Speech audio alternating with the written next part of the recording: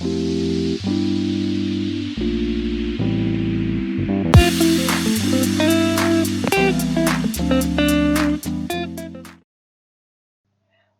back, grade 11 with Unit 2 North Star, facing life's obstacles. How are you guys? Well, I believe you're great, so am I. We're going to focus on the last part of this unit, which is focus on writing. You can flip your pages to page 50. Exactly, that's where we are, focus on writing, and we're gonna start off first with our vocabulary, the review of the words that we've been using in Unit 2. You see all the words here in the box. Now, the chain diagram below, this is a chain diagram. Basically, we can also call this a flowchart that moves from left to right. Some flowcharts go from up to down. In this case, the chain diagram below shows the 3 stages of overcoming obstacles. Facing an obstacle, dealing with an obstacle, and overcoming an obstacle. Now, so the first is facing an obstacle, dealing with an obstacle, and overcoming an obstacle. Write the words from the box in a correct circle. Some of the words may be put in more than one circle, but you're going to try it out. So which word falls where? This one is focused on. What was it again? Facing an obstacle, this one, dealing with an obstacle, and this one, overcoming an obstacle. Go ahead, pause your video.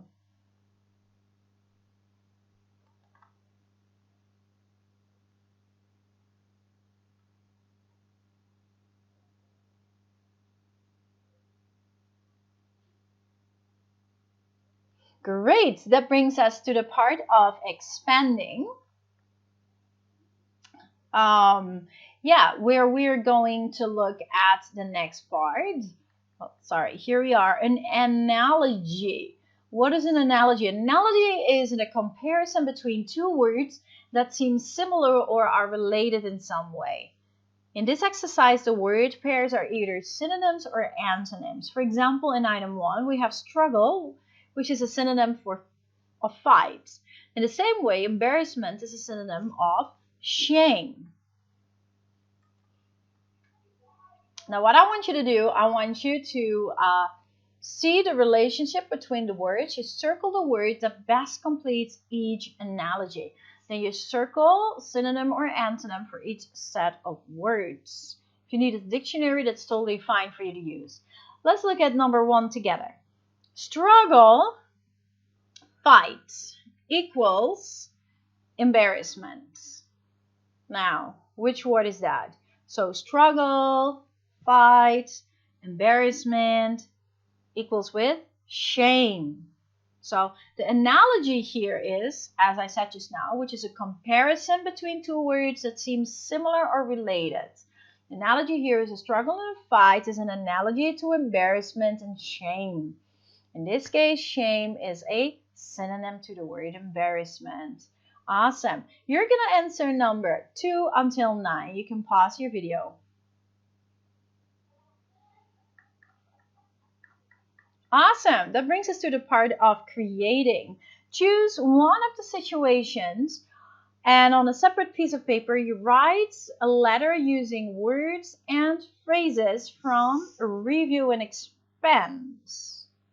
Okay. So basically what you are doing here is you're going to look at number 1. Imagine you are the skateboarder's mother. Write a letter to Maria Runyon, explain how she helped and inspired your son. Or imagine you are one of Frank McCourt's former students. You have just graduated from college. Write a letter to Frank McCourt. Explain how he helped and inspire you to overcome an obstacle. Now, basically here you would have to write a letter very clearly stated with a date and who the letter is coming from and a greeting, and in the introduction where you write the purpose of your writing, the body, and a conclusion where you round up your letter and the end greeting. You're not going to write the letter right now. It's just important for you to understand the outline of a letter. Awesome. So, same as any other essay, a letter has an introduction, a body, and a conclusion. In the introduction of the letter, we would always write the reason for our writing. In the concluding part of your letter, you would round up and end the letter. Then we add a greeting at the beginning and a greeting at the end. And mostly in a letter, it depends on how formal it is. On top of your letter, left side, you would write where the letter comes from and give it a date. Great, that brings us to the part of grammar. Examine the sentences and answer the questions, okay? Now, for example, here we have A, B, C, D, E, F, and G. Teaching was the most exalted profession I could imagine. I could imagine. We have the word teaching, writing, reading, to give up, to enroll, to write, and to inspire. This brings us to the part of gerunds and infinitives. A gerund is the base form of the word plus ing. So teaching, verb plus ing. An infinitive is the one that starts with to and gives the base form of the words. To give, to enroll, to write, to inspire. So these are infinitives, and teaching, writing, reading are gerunds. Now we're going to look at number 1. In sentence A, what is the subject? In this case, the subject is correct, teaching. Now, I want you to answer numbers 2, 3, 4, 5, 6, 7, 8, 9 on your own. Go ahead.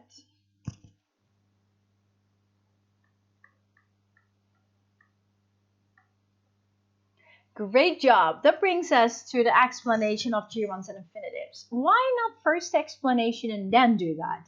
No, it is good to start an activity before there is an explanation. So first you try, and then you get the explanation, you try again. Yeah. So gerunds and infinitives. Gerunds, to form a gerund, use the base form of the verb plus ing, like read, reading, write, writing. Note that for verbs ending in a consonant and a final E, which is a vowel, drop the E before adding the E. Otherwise it would be a writing, and that you cannot say that. So you got to drop the E here of write, so it becomes a writing. Use the gerund as the subject of a sentence, then it becomes the first word of a sentence. It's the subject. So writing is very important to Frank McCourt. You can also use the gerund as the object of a sentence after certain verbs such as enjoy, acknowledge, recall. It means that either it comes at the end of the sentence or a bit after the middle of the sentence, nearing to the end. Like Frank McCourt enjoys writing, object, or McCourt recalled not wanting to offend his mother, a bit further off. And the third one is use the gerund after a preposition, such as of, in, for, and about. Like the example states, Frank McCourt is interested in writing. So you use prepositions in, for, about, of, and the gerund comes after it. So you can use it as a subject at the beginning of the sentence, the object at the end or almost at the end of a sentence or clause, or after a preposition. Yes, that brings us to infinitives. Now, infinitives you form by using the word to plus the base form of the verb, to read, to write, and it mostly is used to show purpose or reason. Use the infinitive after certain verbs. For example, some verbs are followed directly by an infinitive, such as learn, decide, agree, and refuse. McCourt students learned to write about their personal experience. So these are some of the verbs that an infinitive comes after these words. Some verbs are followed by an object plus an infinitive, such as urge or persuade. McCourt urged his students to write about their personal experiences. So it can be that it is followed by an object and then an infinitive. So urged his students and then to write. So urged, object, and then the infinitive. Some verbs are followed by an infinitive or an object plus an infinitive, such as want, ask, need. We have here McCourt wanted to write about his personal experience. Yeah? Wanted to write. So you have the verb wanted and then the infinitive. McCord wanted them to write their personal experiences. So here you have the verb wanted, and then the object, them, and then the infinitive, to write. Use the infinitive after certain adjectives. You can do that too, such as free, able, or hard. Like McCord students were free to write, able to write. You can also use infinitive after certain nouns, such as ability and freedom. McCord students had the freedom to write, the ability to write about whatever they wanted. So there are different ways on how you can use a gerund, which is a verb plus ing, or an infinitive, which is to plus the be from of the verb to show purpose or reason. There's different ways on how you can use it in sentences. Awesome. Now what you're going to do, you're going to underline the gerund or infinitive in each sentence, and you're going to write the number of the grammar rule that applies to each. And this is good because that will show whether you understand how to use the gerunds and infinitives with regard to the explanation of grammar. You can pause your video. Good luck.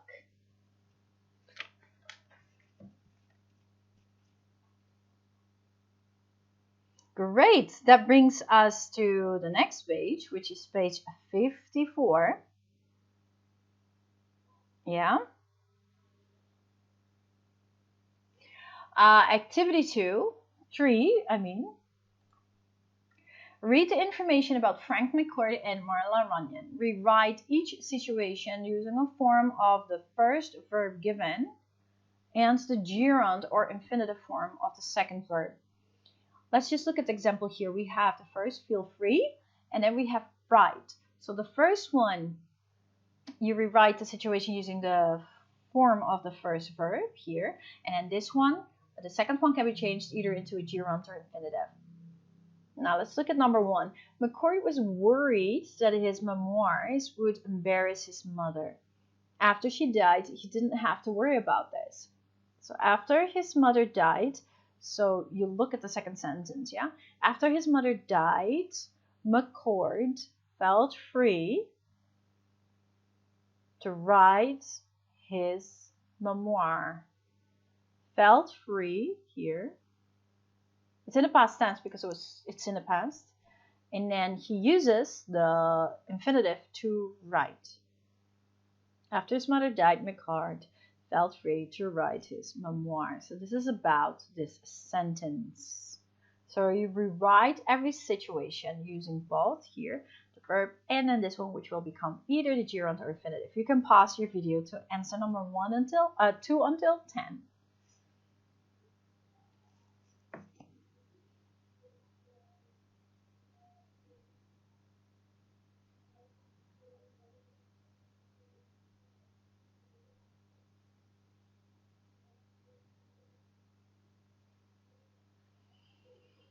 Awesome, that brings us to the last part,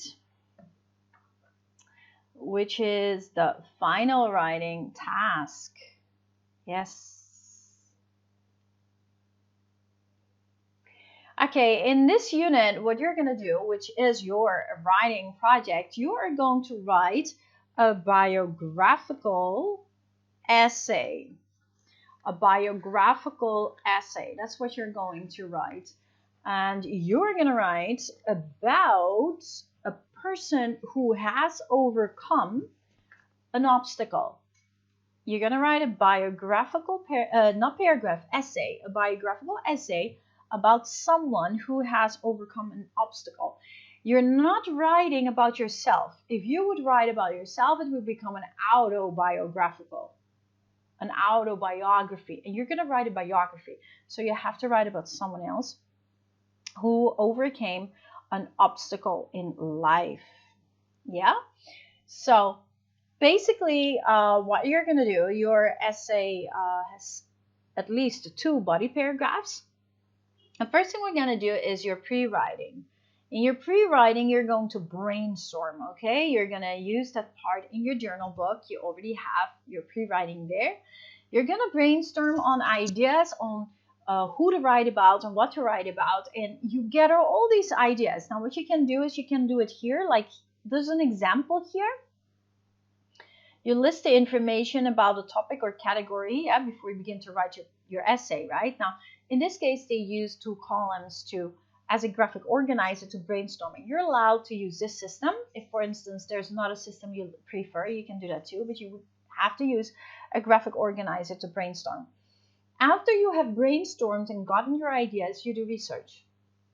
That is where you're gonna go look for sources that can back up or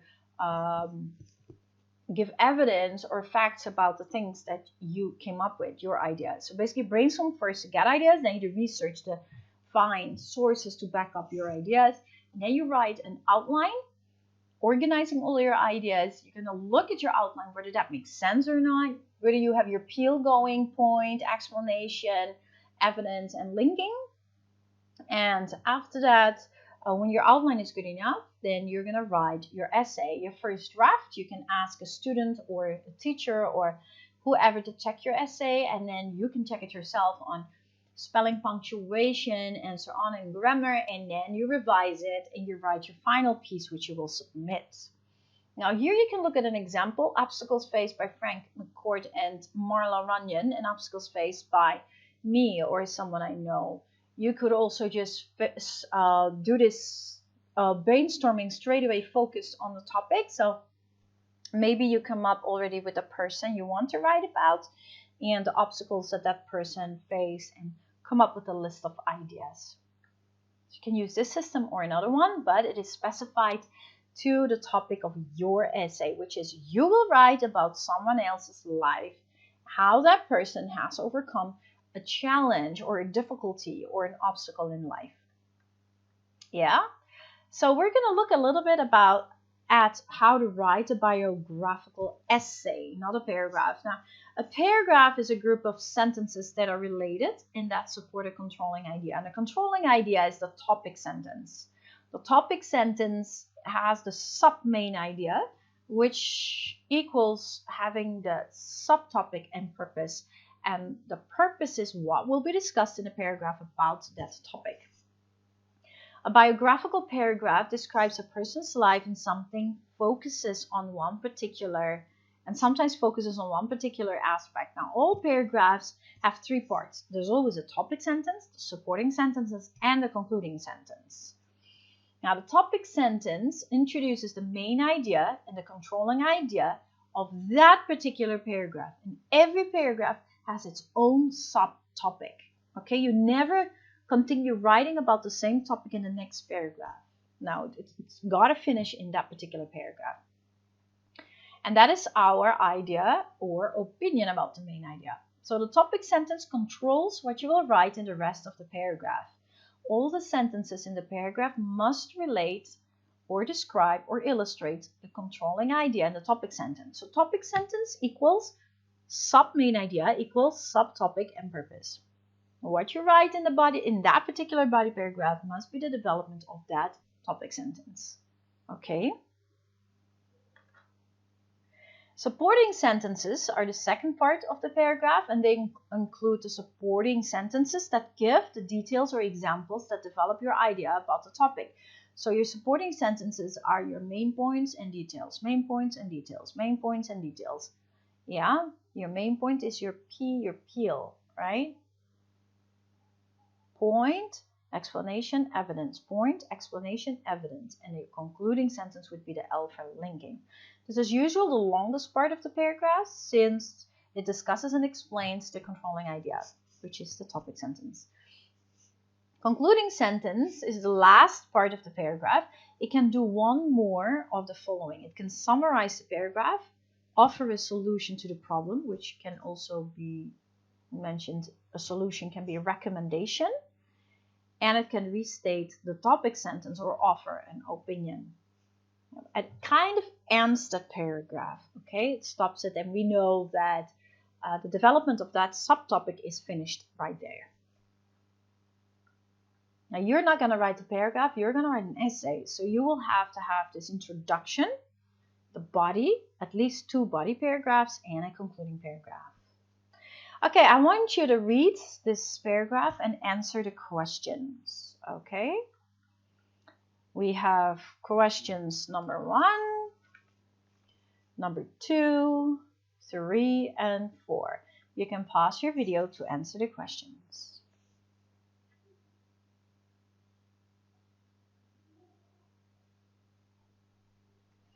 Awesome. For more information on topic sentence and controlling ideas, you can look at Unit 1, where we have already discussed this as well. Right. Activity 2. Write the first draft of your biographical essay. Use the information from prepare to write and complete the chart below to plan your essay. Make sure you have a topic sentence, supporting sentences, and a concluding sentence. Be sure to use the grammar and the vocabulary that you have learned in this unit. This is only one body, so this should be an outline. Now, what you're going to do, you do not have to fill this one out, but you are going to do this in your journal book. In your journal book, you're going to make the outline. But the outline in your journal book is for an essay. So you're going to do introduction, H-O-T, hot, hook, overview, thesis statement.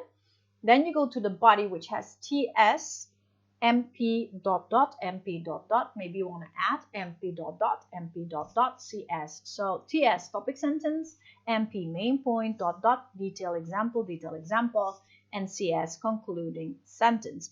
And that you do twice. And then you have the concluding paragraph, which has SCRT, S, summary, C, conclusion, R, recommendation, and or solution, T, take away. Okay, cool. Okay, revising. Now, after you've done your outline and you try to write, then you can revise your outline. If it's not good, you always make sure that you have PEEL, P-E-E, P-E-E, and P-E-E-L, so point, explanation, evidence, and then the L is linking. The L goes into the concluding sentence. Revising, choosing appropriate support. Now, the supporting sentences in a paragraph help the reader to better understand the controlling idea. So supporting sentences provide examples, details, facts, and must relate directly to the topic sentence. So the supporting ideas consist of main points, and the main points are supported by details. Main point, detail, detail, main point, detail, detail. And how many main points you want is up to you, as long as everything is correlated. I'd like you to read each topic sentence. 2 ideas support the topic sentence and 1 does not. I want you to cross out the idea that does not support the topic sentence. For example, number 1, ever since Greg Barton was in high school, he longed to be an Olympic champion. That's a topic sentence. It is supported by Greg's sports records and how Greg trained for the Olympics. C, Greg's academic achievements is not a support to this topic sentence. So you cross it out. You will answer number 2, 3, and 4. Go ahead. Okay, that brings us to number 2. Each paragraph has one supporting sentence that does not directly relate to the topic sentence. The topic sentence is the first one, right? Helen Keller lost her sight at a very early age so was very frustrated as a child. This is the topic sentence. And then we've got all the supporting sentences. Now, 1 is not related to the topic sentence, and that one you've got to cross out. And why it is not related, you got to explain that. For example, here it is, her mother could hear and speak. It has nothing to do, this one has nothing to do with the topic sentence. And why? Because the sentence focuses on the abilities of her mother, whereas this paragraph is focusing on Helen's frustration. See, Helen Keller lost her sight, and she was frustrated. So it's about Helen being frustrated. It's not about her mother's ability. Therefore, this sentence should not be in the paragraph. You're going to try number 2 and 3. Go ahead.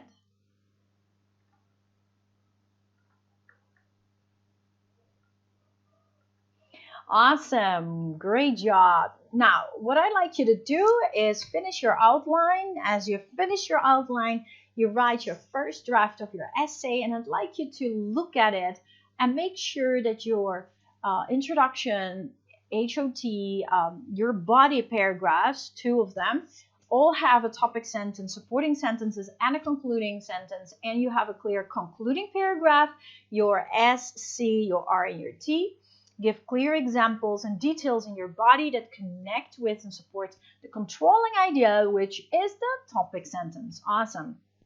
Now, as you have written your draft, you can check it. And what is important is that you added it for grammatical and mechanical errors such as spelling, capitalization, punctuation, very important. Make sure you use some of the grammar and vocabulary from Unit 2, this unit, and use the checklist to help you write your final draft and then submit it to me. And what does your checklist say? Well, number one, does the paragraph or does the essay, or let me say it this way, do the two body paragraphs describe a person who was faced with a challenge and overcame it? Is there a topic sentence stating the obstacle that the person overcame? Is there a topic sentence in both body paragraphs? Do all the supporting sentences relate directly to the topic sentence? Is there a concluding sentence that restates the main idea of the paragraph, offers an opinion, or suggests a solution in both body paragraphs? Did you use gerunds and infinitives correctly? And have you used vocabulary from the unit? This has to be in the body.